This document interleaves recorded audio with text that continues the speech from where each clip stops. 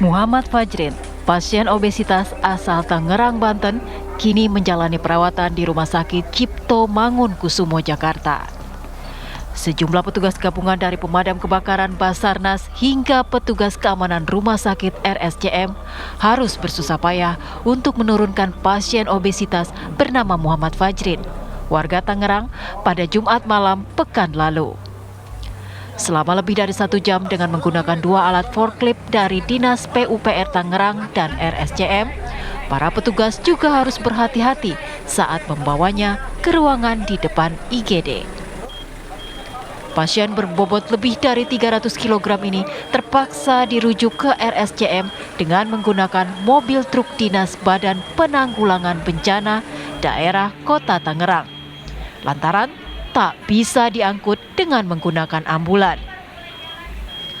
Menurut pihak RSCM, usai pihaknya membaca rekam medis dari RSUD Tangerang, akan membentuk tim dokter mulai dari spesialis gizi hingga penyakit dalam, di mana pasien sebelumnya akan dilakukan pemeriksaan kesehatan terutama penyebab obesitas.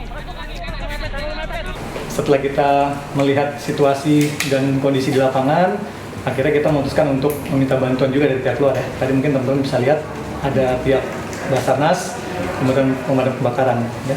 Kemudian kita juga berkoordinasi dengan pihak perujuk dari mereka yang membawa alat berat ya. Oke. Setelah tiba, sebelum tiba tepatnya kita lakukan simulasi sebenarnya. Jadi teman-teman sebelum tiba di sini kita simulasikan nanti akan lewat mana, bagaimana pemeriksaan pasien, sehingga seperti bisa dilihat, alhamdulillah proses tiba, pemeriksaan, evakuasi hingga ke ruangan berjalan lancar. Sebelumnya, Muhammad Fajrin, pasien obesitas berbobot lebih dari 300 kg, menjalani perawatan di RSUD Kota Tangerang. Namun, kemudian harus dilakukan rujukan karena peralatan rumah sakit RSCM yang dianggap lebih memadai. Sebelum dibawa ke Rumah Sakit Cipto Mangunkusumo, Fajrin dievakuasi dari rumahnya di kawasan Tangerang, Banten, juga menggunakan forklift. Tak hanya itu, petugas juga harus membongkar tembok rumahnya agar proses evakuasi bisa dilakukan dengan leluasa. Dari Tangerang, Banten dan Jakarta, Rusdi Muslim, Yoga Kuspratomo, TV One mengabarkan.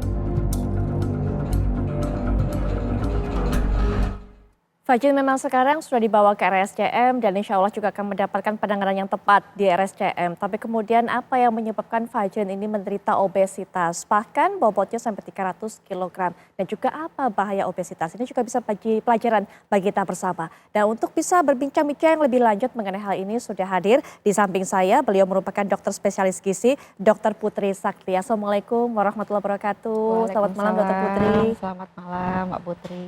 Baik. Selain bersama dengan Dr. Putri, kita juga sudah ada narasumber lainnya yang akan berbagi cerita juga dengan kita termasuk juga pengalamannya. Karena ini kita sudah bersama dengan Mas Arya Pramana yang juga merupakan mantan pasien obesitas pada saat itu beberapa tahun lalu sempat jadi sorotan juga. Bahkan di usianya juga masih muda, beratnya ataupun juga bobotnya sampai 193 kg kalau saya tidak salah. Tapi sekarang kita lihat, Anda juga bisa lihat di layar begitu langsing tentunya Mas Arya. Assalamualaikum warahmatullahi wabarakatuh. Selamat malam Mas Arya. Waalaikumsalam. Malam Mbak Putri. Baik, Mas Arya sekarang timbangannya berapa beratnya? Aku kemarin di 96. Berapa? Di 96. 96. Awalnya dulu paling tergemuk berapa beratnya? Yang paling gemuk dulu di 192.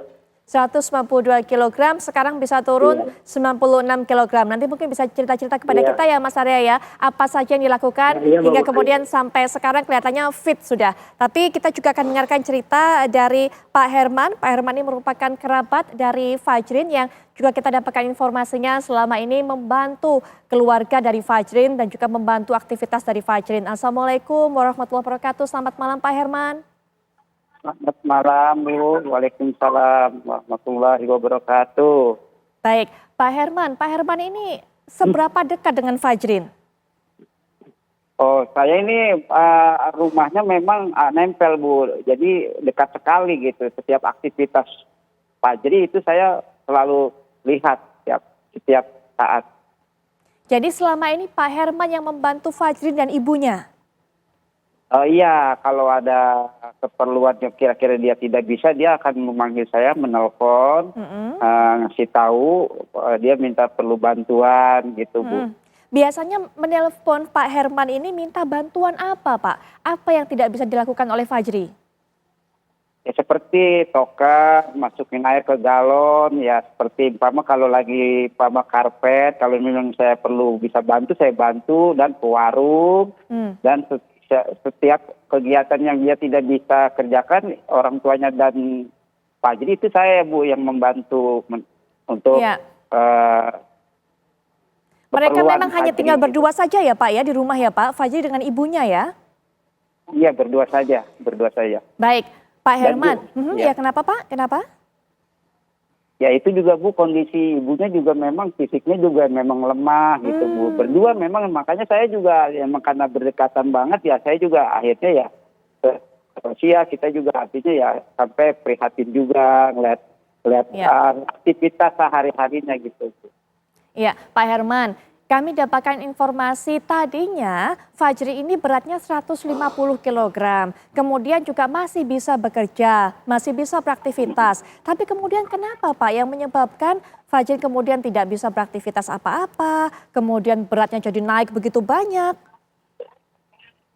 Oh iya, Bu, karena kan selama 4 tahun di sini, di Pedurenan, itu selama 1 tahun awal datang memang udah besar badannya, tapi bisa beraktivitas naik motor, dan juga itu motor joknya hanya memang dia sendiri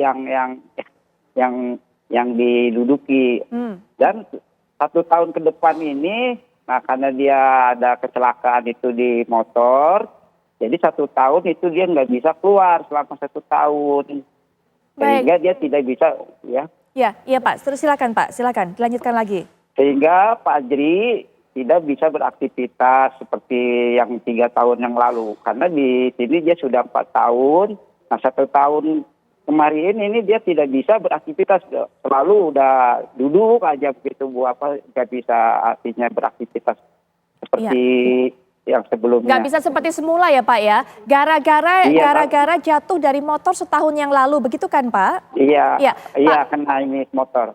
Jatuh dari motor tuh kemudian cederanya apa Pak? Itu kaki, Bu. Tapi kaki juga tidak ada dijahit ya, cuma kena bengkak aja, kena motor itu selaknya, kan dia bilang. Makanya akhirnya saya ajak ke rumah sakit, puskesmas periksa tidak mau. Kenapa Pak nggak mau berobat? Karena badannya memang dia besar, dia juga tidak mau, nanti dia ngerepotin, dia bilang nanti warga juga kasihan bawanya bagaimana. Nah saya juga memang cuma akhirnya Fajri minta hanya dibelikan minyak-minyak urut gitu, Bu, seperti UGP apa tuh sama minyak tawon gitu. Pak, untuk yang dikonsumsi Pak, makanan sehari-hari Fajri ini, adakah perubahan Pak? Atau sama sebetulnya seperti biasanya ketika beratnya masih 150 kg selama setahun belakangan ini? Selama setahun ini, Bu, memang makan ya, kalau saya kan selalu perhatikan memang makan ya biasa ya, Bu, ya makan Mas. Cuman memang pengemilannya selalu sering saya perhatikan, pengemilnya. Sehingga badannya memang menjajah 1 tahun itu nggak keluar, nggak beraktivitas, makin besar badannya. Jadi apa Pak biasanya? Yang dimakan itu apa saja? Cemilannya apa saja biasanya? Itu dia sukanya, Bu, ya seperti yang garing-garing, seperti kerupuk, dan ada yang makan-makan seperti kayak sukro, yang dia suka tuh seperti itu, yang agak garing-garing gitu, yang renyah-renyah dia makan. Ya, sampai saya kan kalau disuruh beli, saya belikan, karena kita juga kan kasihan dia pengen makan ngemil gitu, Bu, ya. Jadi selama ini yang menyediakan makanannya termasuk cemilan-cemilannya Pak Herman ya? Kalau mau makan sehari-hari ibunya Fajri. Masak paling dia seminggu 2 kali. Karena ibunya juga kalau mau masak kan ngeraba-ngeraba tembok, karena fisik badannya juga lemah. Paling dia masak lauk seadanya, kadang-kadang beli online lauk-lauknya gitu. Pak Herman, sebelumnya ini pekerjaan Fajri apa? Sewaktu masih bisa beraktivitas? Oh, sebelumnya dia itu aktivitasnya punya seperti kayak biro jasa gitu, Bu. Suka ngurusin STNK, BPKB di Polda gitu. Walaupun badannya besar, dia tetap ada aktivitas untuk namanya membantu orang tua itu Fajri. Makanya selama 1 tahun ke depan dia tidak ada beraktivitas karena badannya sudah nggak bisa jauh bawah, makin besar gitu, Bu. Baik, nah Makin ketika besar. kemudian Bapak tidak bekerja lagi, Fajri ini tidak beraktivitas, kemudian untuk pembiayaan dari mana Pak, pembiayaan keluarganya? Oh, kalau pembiayaan kan itu kan saya juga kadang-kadang tanya ada keluarga katanya yang ada subsidi bantuan dari keluarga. Saya juga nggak sempat nanya keluarga dari mana ya, Bu ya. Hanya dapat kiriman, diambil nanti diambil di ATM gitu, Bu. Yang ambil Pak Herman juga? Enggak, kalau itu anak saya yang SMP, karena kan kadang-kadang saya tidak ada tuh, Bu. Saya juga ada pekerjaan gitu. Jadi saya juga kalau anak saya disuruh, ya saya nggak tahu gitu, Bu. Jadi anak Bapak yang membantu untuk mengambilkan uang di Iya. ATM. Jadi Fajri ini memang Iya, tidak bisa SMP. bergerak apapun ya Pak? Tidak bisa beraktivitas Iya, lagi ya iya, Pak? Bu. Baik. Iya, benar. Ya, baik, Dokter Putri, mungkin juga ini pelajaran buat kita apa yang menjadi penyebab obesitas ini. Apalagi kalau kita lihat dari kasusnya Fajri ini dalam jangka waktu setahun timbangannya atau berat badannya sampai 2 kali lipat dari 150 kilo sampai 300 kg hanya dalam 12 bulan, 8 sampai 12 bulan terakhir, Dokter. Ya, jadi kalau untuk penyebab obesitas sendiri yang pertama ada yang kita tidak bisa ubah, yaitu dari segi genetik. Jadi memang orang-orang yang memang punya genetik obesitas dia pasti akan lebih cenderung lebih cepat naik berat badannya. Nah, kalau melihat yang kedua, itu yang bisa kita ubah yang terjadi di Mas Fajrin tadi ya. Yang pertama adalah dari lifestyle, asupan makanannya. Kalau kita perhatikan makanannya ini mungkin secara makanan kesannya biasa, tapi sebetulnya lebih dari kebutuhan kalori hariannya. Belum lagi cemilan. Cemilan yang disebutkan tadi kan tipikalnya gorengan ya. Jadi pasti akan ada banyak sekali hidden fat atau hidden calories atau kalori-kalori tersembunyi di dalam cemilannya tersebut. Apalagi tidak diimbangi dengan aktivitas fisik yang baik. Jadi dia lebih banyak tirah baring tadi ya kalau kita dengar aktivitas fisiknya kurang sehingga hal ini akan membuat dia surplus atau berlebih asupan kalorinya. Ini akan membuat dia berat badannya semakin mudah naik tentu saja. Baik, apa sih bahayanya dari obesitas ini, Dokter? Ya, untuk obesitas tentu saja yang pertama kontrol parameter dalam tubuh biasanya pasti akan banyak yang berubah. Kontrol gula darahnya jadi tidak baik. Yang kedua pastinya ke arah lemak juga pasti akan meningkat ya. Semakin banyak lemak dalam tubuh kita maka resiko untuk sindroma metabolik seperti penyakit jantung, stroke atau bahkan kanker itu juga akan lebih besar. Kansnya juga besar peluangnya untuk bisa terkena kanker seperti itu. Betul. Apa hubungannya sama obesitasnya, Dok? Ya, jadi setiap ada peningkatan massa lemak dalam tubuh kita, terutama orang-orang yang obesitas, maka setiap hari dia akan mengalami radang kronis jangka panjang tanpa disadari. Radang kronis di bagian apanya, Dok? Di seluruh tubuhnya dia. Organ internalnya? Betul, jadi semakin tinggi lemak dalam tubuh kita, maka radang itu akan terjadi semakin besar. Maka yang terjadi resikonya salah satunya bisa misalkan penumpukan lemak di dinding pembuluh darah. Makanya resiko tadi ya jantung, stroke akan besar. Atau ke arah parameter lain yaitu ke arah kanker. Itu juga akan meningkat. Baik, dengan kondisi seperti ini 300 kg ini sebenarnya upayanya itu seperti apa? Masalah apa yang harus diselesaikan lebih dulu, Dokter? Baik, Biasanya? kalau melihat kondisi sampai sudah 300 kg ya, maka pasien ini sebetulnya untuk Mas Fajrin itu sudah mengalami kondisi obesitas morbid. Morbid itu dari kata morbiditas, artinya memang tingkat resiko kematiannya itu lebih besar. Tingkat resiko kematiannya? Betul. Sampai berapa persen selama ini kasus-kasus yang terjadi, Dokter? Iya, kalau seperti Mas Fajrin memang tidak terlalu besar, tapi untuk obesitas morbid sejak pandemi itu cukup meningkat tajam. Bahkan sudah terjadi pandemic over fat sejak pandemi kemarin ya. Oleh karena itu memang orang-orang seperti Mas Fajrin itu terapinya tidak bisa hanya dari lifestyle makanan saja. Biasanya sudah akan mengacu ke terapi medis hingga ke operasi, biasanya operasi bariatrik. Ya. Nanti kita akan berbincang-bincang lebih lanjut lagi mengenai hal ini, termasuk Baik. Pak Herman. Kita juga akan dapatkan cerita lagi dari Pak Herman sebenarnya bagaimana selama ini apa yang sempat menjadi keluhan, curahan hati dari Fajrin kepada Pak Herman. Dan juga nanti Arya juga bisa cerita bagaimana kemudian upayanya, usahanya untuk bisa memerangi obesitas dan saat ini sudah turun banyak berat badannya. Kita akan kembali saat lagi. Kita akan kembalikan perbincangan pemirsa dan sekarang kita juga akan dengarkan ceritanya dari Mas Arya yang dulu 192 kg ya Mas Arya ya. Sekarang tadi berapa 96 kg ya saat ini ya? Iya Mbak Putri, 96. 96 kg. Mas Arya, apa yang dilakukan sehingga kemudian berat badannya bisa susut sebegitu banyak? Yang dilakukan sih awalnya kayak perawatan dulu di RSAS. Nah setelah itu nggak ada penurunan, yang ngambil jalan terakhir itu di operasi bariatrik, Mbak. Jadi dalam jangka waktu berapa lama Mas Arya ini turun dari 192 ke 96? Dari sekitar 2 tahunan. 2 tahunan. Baik, ada Iya. perubahan apa yang dirasakan setelah ada perawatan termasuk juga operasi tadi itu? Yang lebih dirasa sih dari pernapasan sama aktivitas. Lebih enak lah, nggak kayak terbatas aktivitasnya. Dulu Mas Arya waktu beratnya masih 192 kg, gangguan kesehatan apa yang dirasakan? Kalau kata dokter sih nggak ada, Mbak. Saya juga nggak ngerasa kayak ada gangguan gitu. Waktu itu nafasnya nggak berat atau pernah sesak atau pernah mungkin ada jantungnya seperti apa dirasakan? Tidak ada merasakan hal-hal seperti itu? Nggak ada, Mbak Putri. Berarti cuma merasakan bahwa susah beraktivitas, badannya begitu berat Iya, begitu ya? cuma gitu. Mas Arya ya? Iya, Baik, Mbak. terus kemudian konsumsinya pada saat dulu, pada saat waktu masih 192 kg itu, apa yang dimakan pada saat itu? Kalau saya sih dulu beda sama Mas Fajri. Kalau Mas Fajri kan yang lebih keringnya gitu kan, manis-manis gitu kayak minuman kemasan sama kayak gitu, sama kayak mie instan. Mm-mm. Kalau Mas Arya? Apa? Kalau Mas Arya terus apa yang dikonsumsi kemudian setelah itu? Ya itu minuman kemasan sama mie instan. Cuman lebih di ya kayak makan juga 5 kali sehari gitu. Oke, kemudian ada saran apa dari dokter? Seperti apa perubahannya? Kalau saran dokter sih ya diet, Mbak, kayak ngikutin pola makan dari pihak dokter gitu. Nah, dietnya apa yang dijalani oleh Mas Arya? Aku lebih ke ngikutin kalori sih, nggak lebih dari kalori yang dibutuhin sama olahraga. Sama olahraga. Sekarang sehari Iya. makannya berapa kali? Dulu kan katanya sampai 5 kali. Nah sekarang berapa Iya. kali makannya? Kalau sekarang makan 3 kali. 3 kali. Iya. Yang masak, yang memilihkan menunya siapa Mas Arya? Kadang saya sendiri, kadang ibu.